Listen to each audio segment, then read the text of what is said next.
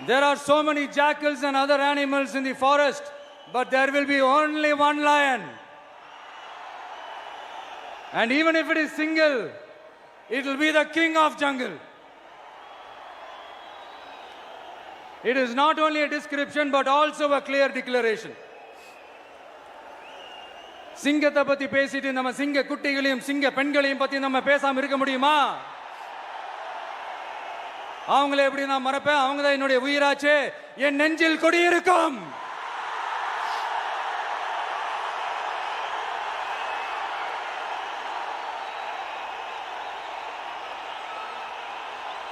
என்னுடைய தோழர்களுக்கும் தோழிகளுக்கும்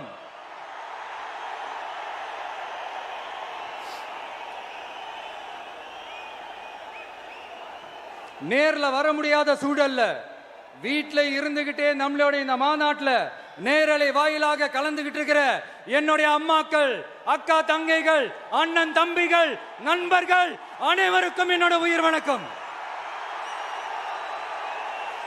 என்னோட உயிர் வணக்கம். என்னோட உயிர் வணக்கம்.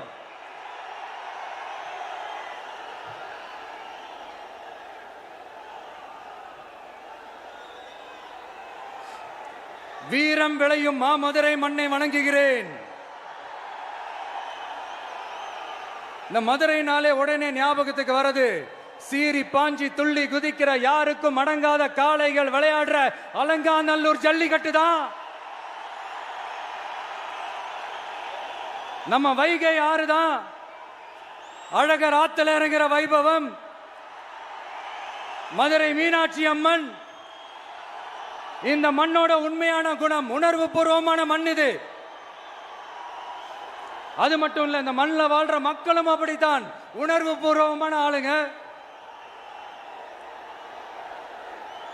நான் இந்த மண்ணில் கால் எடுத்து வச்ச உடனே ஒரே ஒருத்தரை பத்தி தான் மனசுக்குள்ள ஓடிக்கிட்டே இருந்தது.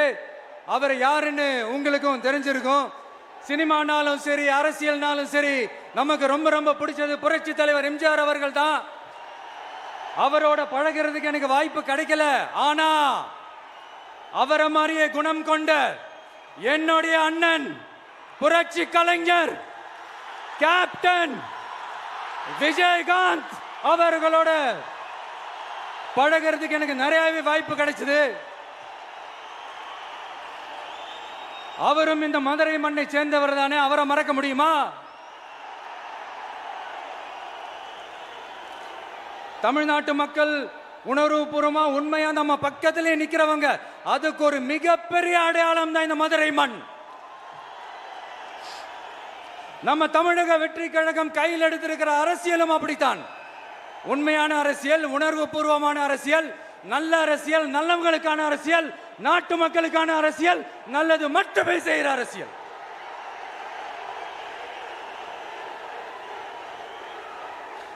இதோ நம்மளுடைய இந்த இரண்டாவது மாநில மாநாடு வாகை சூடும் வரலாறு திரும்புகிறது. அப்படி இந்த மாநாட்டுக்கு பேர் வச்சிருக்கிறோம். 1967 1977 நம்ம தமிழக அரசியல் ஒரு மிகப்பெரிய ஆட்சி அதிகார மாற்றங்கள் ஒண்ணு நடந்துச்சு இல்லையா?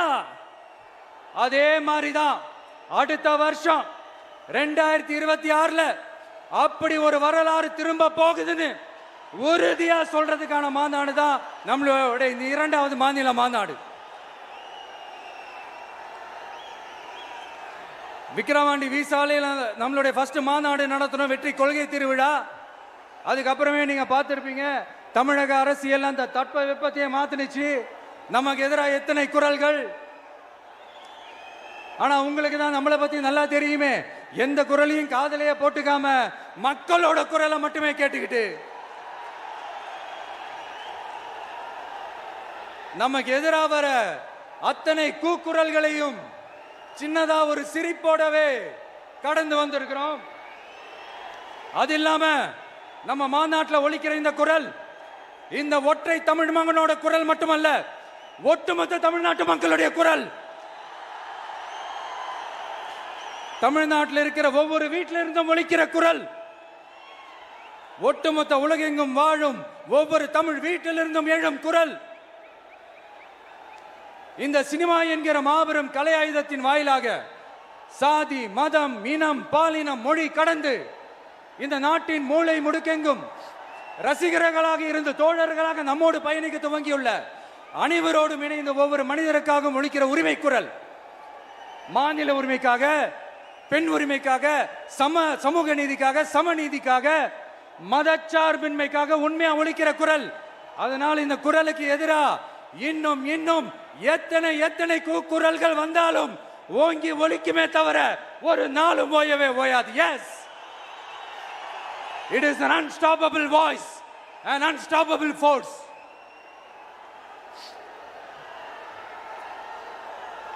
நம்ம அரசியலுக்கு வர்றதுக்கு முன்னாடி அட இவரெல்லாம் வரமாட்டாரியா, அவரே வரல, இவரே வரல, இவருங்க வர போறாரு அப்படின்ட்டு நிறைய பேர் ஜோஷியம் சொன்னாங்க. அப்புறம் நம்ம கட்சியினுடைய பேர் அறிவிச்சதுக்கு அப்புறம் பேரு தானே அறிவிச்சிருக்கிறாரு, மக்கள் கிட்ட பேர் வாங்கணும்ல, அதெல்லாம் முடியாதுன்னாங்க. அப்புறம் ரொம்ப முக்கியமா மாநாடுலாம் எவ்வளவு பெரிய விஷயம், அதெல்லாம் இவர் ஒத்தால எப்படி பண்ண முடியும், சும்மா பக்கத்தில் புஷியானதை வச்சுக்கிட்டு மாநாடுல எப்படி நடத்தி காட்ட முடியும், அதெல்லாம் அவங்களால முடியாது. அப்புறம் மழை பெஞ்சு எல்லாத்தையும் எடுத்துரும், ஏன் என் கூட இருக்கிறவங்களே கூட தான் சொன்னாங்க. அதுக்கப்புறம் என்ன நடந்துச்சுன்னு உங்க எல்லாருக்குமே தெரியும். இப்ப புதுசா ஒண்ணு சொல்ல ஆரம்பிச்சிருக்கிறாங்க. அது என்னடானா, ஆட்சியை பிடிக்கிறதெல்லாம் அவ்வளவு ஈஸி இல்லை இல்லையா. இப்ப அதெல்லாம் விட்டாங்க, இப்ப இங்க வந்துட்டாங்க. இவர் நேரா ஷூட்டிங்ல இருந்து வருவாராம், வந்து ஆட்சியை பிடிப்பாராம். அது எப்படி இவராலே முடியும், அவராலே முடியல, இவராலே முடியல, அவருக்கு அத்தனை வருஷம் ஆச்சு, இவராலே எப்படி முடியும்ட்டு ஒரு பக்கம். இன்னொரு பக்கம் கூட்டம்லாம் ஓகே தான், அது எப்படி ஓட்டா மாறும் அப்படின்றது இன்னொரு பக்கம். இப்படி கதை, திரைக்கதை, வசனம், இயக்கம், பாடல்கள்,